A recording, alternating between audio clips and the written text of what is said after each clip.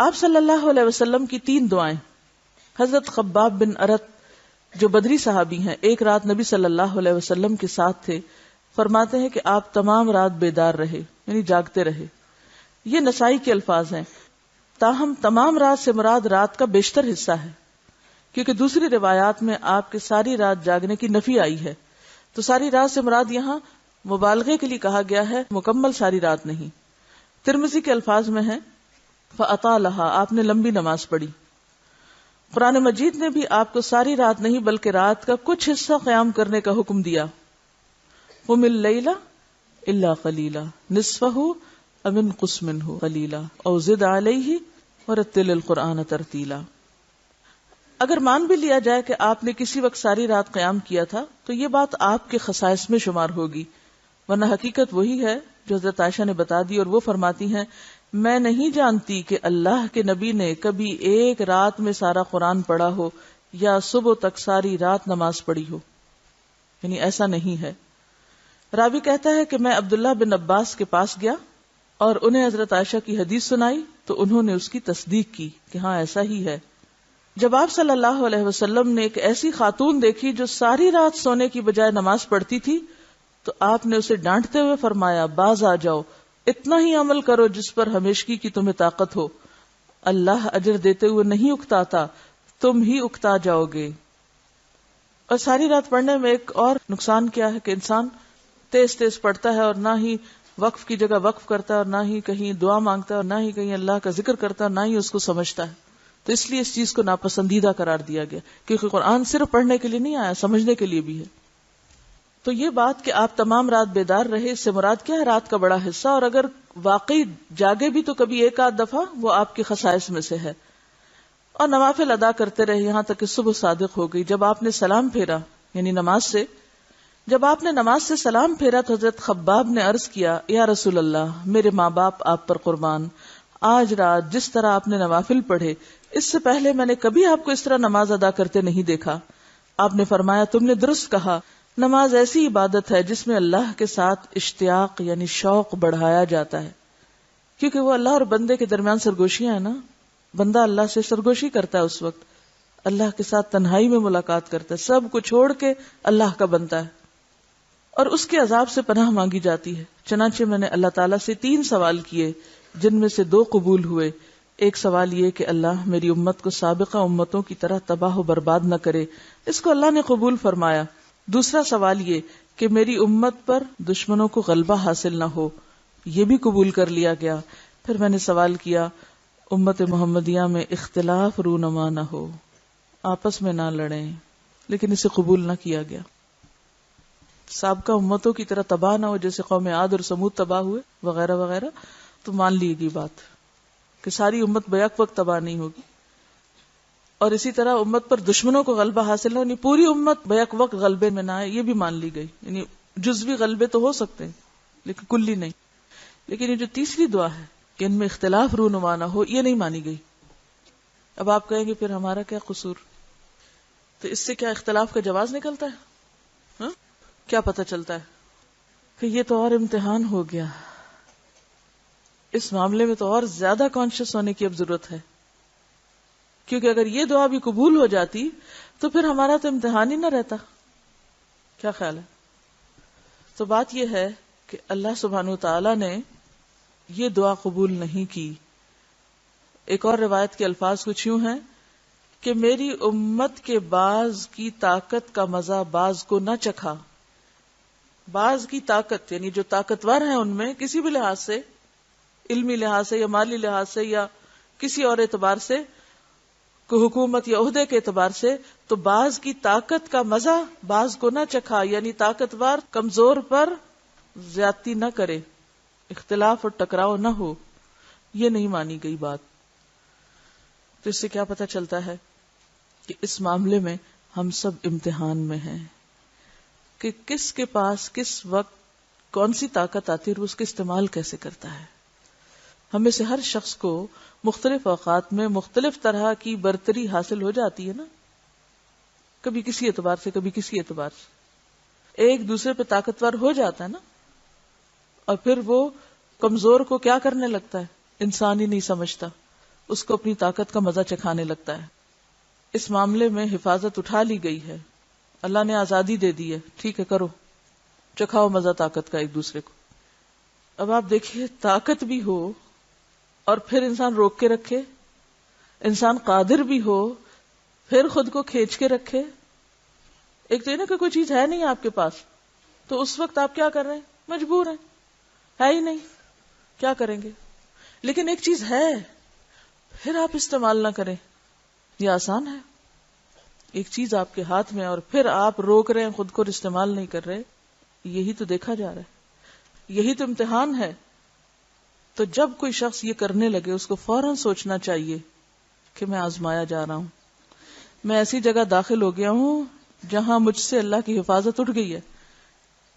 یعنی کوئی شخص طاقت کی بنا پر جب کسی کمزور کو نقصان دیتا ہے تو یہ سخت آزمائش کا وقت ہوتا ہے.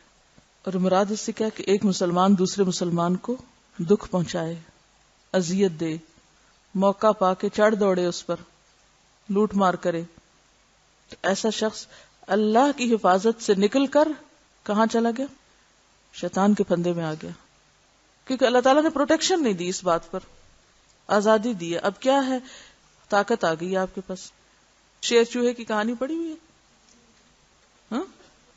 ایک شیر سو رہا تھا، چوہا اس کو ستا رہا تھا تو اس نے اس کو پکڑ لیا، لیکن پھر طاقت کے باوجود اس کو چھوڑ دیا، یہ سوچ کر کہ شاید یہ بھی کبھی کام آئے میرے، اور واقعی وہ اس کے کام آیا. اب آپ دیکھیے کہ اس طاقت سے مراد صرف حکومت یا کوئی عہدہ یا اتھارٹی نہیں، وہ تو ہے ہی ہے. کہیں کسی کو تھوڑی سی اتھارٹی مل جاتی ہے دوسرے پر تو وہ آزمائش میں پڑ جاتا ہے، وہ تو اپنی جگہ. لیکن بعض جگہیں ایسی ہیں کہ جہاں کوئی عہدہ اتھارٹی کچھ بھی نہیں. مثلا خاندان میں ہمارے یہاں جو ایک ٹپیکل قسم کا سسٹم رائج ہے، نند بھاوج کا رشتے میں کون طاقتور ہوتا ہے عام طور پہ؟ نند. ساس بہو کے رشتے میں ساس. اسی طرح کچھ اور رشتوں میں بھی.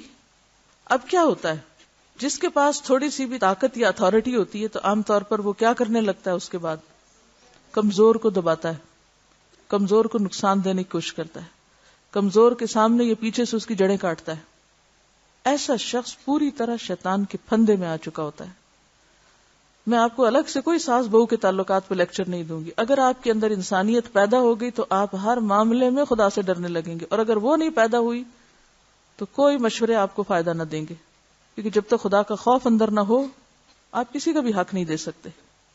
انسان کو جتنی بھی نعمتیں ملی ہیں نا، وہ ساری امتحان ہے اس کے لیے. کسی بھی چیز میں جو غلبہ یا طاقت ملی ہے وہ بھی امتحان ہے اس کے لیے کہ اب اس کو استعمال کیسے کرنا ہے.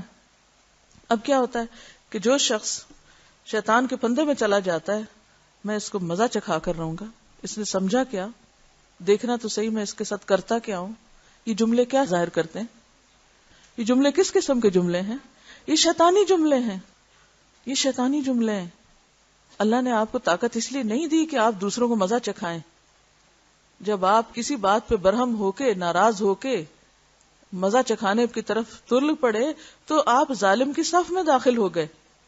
بدلہ لینے کی اجازت اس کے باوجود کیا کہا گیا؟ معاف کر دو تو بہتر ہے. اجر اسی کے لیے جو بدلہ لینے کی قوت رکھنے کے باوجود معاف کر دے. تو اب آپ دیکھیں کہ ایک شخص جب اپنی طاقت کا غلط استعمال کرنے لگتا ہے تو کیا ہوتا ہے؟ وہ شیطان کے ہتھے چڑھ جاتا ہے. اور جو شخص شیطان کے ہتھے لگ جائے اور اس کے نقش قدم کی پیروی کرنے لگے اور اس کے مشوروں پر عمل کرنے لگے تو یہ وقت اس کے لیے کوئی فخر کا یا تکبر کا یا اپنی بڑائی کا یا فاتح ہونے کا نہیں، یہ تو ماتم کا وقت ہے کہ وہ اللہ کی حفاظت سے نکل گیا ہے، وہ اللہ کی مدد سے باہر ہو گیا ہے. اپنے آپ کو اس جگہ رکھ کے دیکھیں کہ جب میرے پاس دوسرے کے مقابلے میں تھوڑی سی اتھارٹی آتی ہے، آپ میں سے کچھ گروپ انچارجز ہیں، کچھ روم انچارجز ہیں، کوئی کسی چیز کی اتھارٹی رکھتا ہے، کوئی کسی چیز کا ذمہ دار ہے، کسی کو کہیں مقرر کیا گیا ہے، کوئی استاد بنا بیٹھا ہے، کوئی کچھ، یہ سارے ہی طاقت کے مظاہرے ہیں نا. ان مواقع پر انسان خود کو کتنا سنبھالتا ہے کہ دوسرے کے ساتھ ظلم نہ کرے. عام طور پر ہمارے ہاں کیا ہوتا ہے کہ بہن بھائیوں میں اگر کوئی کوائٹ ہے، دھیما ہے، خاموش ہے، سارے اس کو مذاق اڑانے لگتے ہیں، سارے اس کے پیچھے پڑ جاتے ہیں، سارے اس کو ستانے لگتے ہیں، اس کو انسان ہی نہیں سمجھتے. اسی طرح اگر سرونٹس میں سے یا کہیں کوئی شخص ذرا سا مسکین نظر آئے تو صحیح، وہیں ہماری بہادری دکھائی دیتی ہے. تو یہ سب آزمائش کے مواقع ہیں. حتیٰ کہ جب ہمیں بعض اوقات دین کی تبلیغ کا شوق ہوتا ہے یا ہم کسی کے ساتھ کوئی بھلائی کرنے جاتے ہیں تو پھر اپنے کام کو اتنا بڑا بنا لیں گے، اپنے کام کو اتنی اہمیت دیں گے کہ باقی سارے ہمیں بیکار نظر آئیں گے، ان کو لان تان شروع کر دیں گے اور اس کو بھی خدمت دین کا نام دیں گے. آپ کو کیا معلوم کہ کون کس جگہ پر کیا کام کر رہا ہے. وہ امام غزالی کا واقعہ ہے شاید. وہ کہتے ہیں کہ میں اپنے والد کے ساتھ سفر پر تھا تو میں اٹھا اور تہجد کی نماز پڑھی. تو قافلے کے کچھ لوگ تھک کے سوئے ہوئے تھے تو انہوں نے تہجد نہیں پڑھے. تو میں نے اپنے والد سے کہا کہ یہ دیکھیں کتنے بدقسمت لوگ ہیں، قبولیت کا وقت اور یہ سو رہے ہیں. تو آپ کو یاد ہے والد نے کیا کہا تھا کہ کاش تم سوئے رہتے اور تہجد نہ پڑھتے. کیوں؟ اس لیے کہ انہوں نے تہجد تو نہیں پڑھے لیکن کسی کی برائی بھی نہیں کی، نیکی نہیں کمائی تو ایسا گناہ بھی نہیں کیا کہ جس سے عمل برباد ہو جائے. اور تم نے تہجد پڑھ کے جب دوسروں کی برائیاں شروع کر دی اور دوسروں کو حقیر سمجھنا شروع کر دیا تو تہجد پڑھ کے بھی گنوا دیے. بعض اوقات صرف اللہ کی توفیق سے کوئی نیکی کرنے کا جب ہمیں موقع مل جاتا ہے تو ہم اپنے آپ کو اتنی بڑی چیز سمجھنے لگتے ہیں کہ دوسرے سارے ہمیں حقیر نظر آنے لگتے ہیں اور تان و تشنیع کی الغار شروع کر دیتے ہیں. تو لوگوں کی غلطیوں پر حقارت کی نگاہ ڈالنا یہ بھی درست نہیں، یعنی غلط کرنے والوں کو حقیر سمجھنا یہ بھی صحیح نہیں. یہ اس وقت ہوتا ہے جب لا حول ولا قوت الا باللہ کو ہم بھولتے ہیں کہ قوت ساری اللہ کی ہے. جب یہ سبق ہم بھولتے ہیں تو اس وقت کیا ہوتا ہے، پھر اپنی طاقت کا زوم آنے لگتا ہے، اور جب اپنے اندر طاقت محسوس ہونے لگتی ہے تو پھر ہم دوسروں کو حقیر سمجھنے لگ جاتے ہیں. ایبسولوٹ اتھارٹی کرپٹس ایبسولوٹلی، یعنی جہاں بھی ایک قہر اور جبر ہوتا ہے وہاں پھر ہر چیز تباہ و برباد ہو کے رہ جاتی. رسول اللہ صلی اللہ علیہ وسلم رات کے نوافل میں کبھی سری اور کبھی جہری قرات فرماتے. جب آپ صلی اللہ علیہ وسلم گھر میں نوافل ادا کرتے تو حجرے میں آپ کی قرات سنائی دیتی تھی. آپ صلی اللہ علیہ وسلم ایک رات باہر نکلے تو آپ نے دیکھا کہ حضرت ابو بکر آہستہ قرات سے نفل پڑھ رہے ہیں اور حضرت عمر نوافل میں اونچی آواز سے قرات کر رہے ہیں. جب وہ دونوں رسول اللہ صلی اللہ علیہ وسلم کی خدمت میں حاضر ہوئے تو آپ نے ابو بکر سے فرمایا، اے ابو بکر، رات میں تیرے پاس سے گزرا تو پست آواز سے نفل پڑھ رہا تھا. انہوں نے عرض کیا، یا رسول اللہ، جس اللہ سے میں سرگوشی کر رہا تھا اس تک میری آواز پہنچ رہی تھی. پھر آپ نے عمر رضی اللہ عنہ سے کہا کہ رات میں تیرے پاس سے گزرا تو اونچی آواز کے ساتھ نفل پڑھ رہا تھا. تو انہوں نے عرض کیا، یا رسول اللہ صلی اللہ علیہ وسلم، میں سوئے ہوں کو بیدار کرنا چاہتا تھا، اوروں کو بھی جگانا چاہتا تھا کہ وہ بھی تہجد پڑھیں، اور شیطان کو بھگانے کا ارادہ رکھتا تھا. اس پر آپ نے ابو بکر کو ذرا اونچی آواز سے اور عمر کو ذرا نیچی آواز سے پڑھنے کا حکم دیا، کیونکہ بہترین راستہ اعتدال کا راستہ ہے. وآخر دعوانا ان الحمد للہ رب العالمین. سبحانک اللہم وبحمدک، نشہد ان لا الہ الا انت، نستغفرک ونتوب الیک.